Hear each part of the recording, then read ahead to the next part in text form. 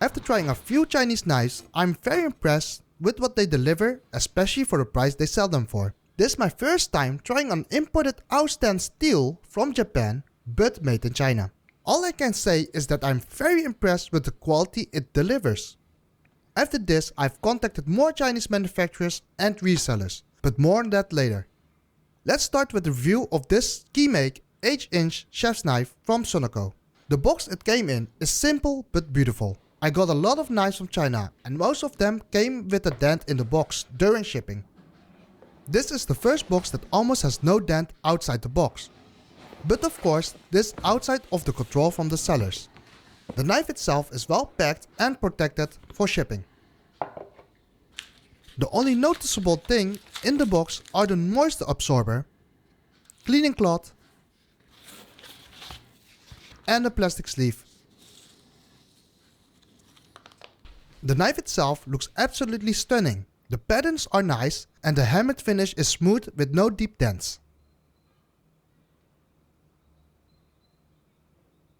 What you see is that the knife is full tan, but what I immediately noticed was the handle. It is definitely not wood, but according to the seller, it is an G10 handle, or in other words, fiberglass. They also have a rivet with a pattern on it, which reminded me of a handle from Miyabi. I love the G10 handle. That means that there is no maintenance needed for the handle. I did use this knife in an Asian and Japanese dining kitchen at work. What I noticed was that the only way to notice the difference between Japanese, German and Chinese knives was to test it in a professional kitchen.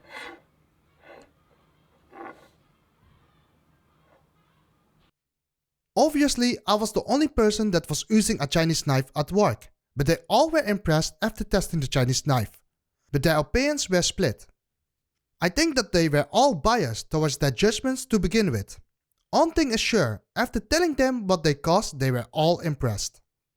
After testing them at work, I did notice the difference in durability of the knives, which would probably be unnoticed if you are using it at home. We are slicing about 50 cucumbers a day, so maintaining the sharpness of the knife is important.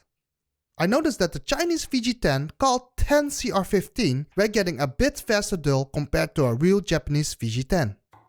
This knife from Sunnecko Keemake is made with an imported Japanese AUS-10 steel. Compared to the real VG10 steel made in Japan, this knife was holding its edge just like the VG10 from Japan.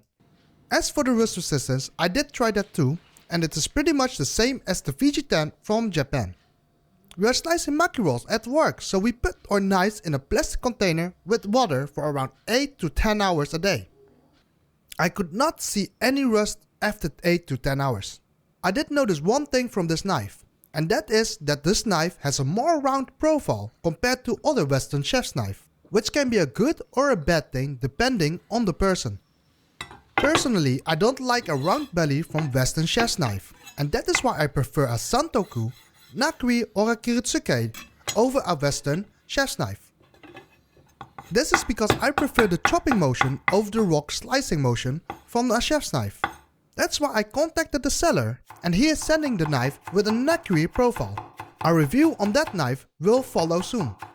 I have nothing bad to say about this knife, and I'm truly impressed what the Chinese can do with an imported AUS-10 from Japan.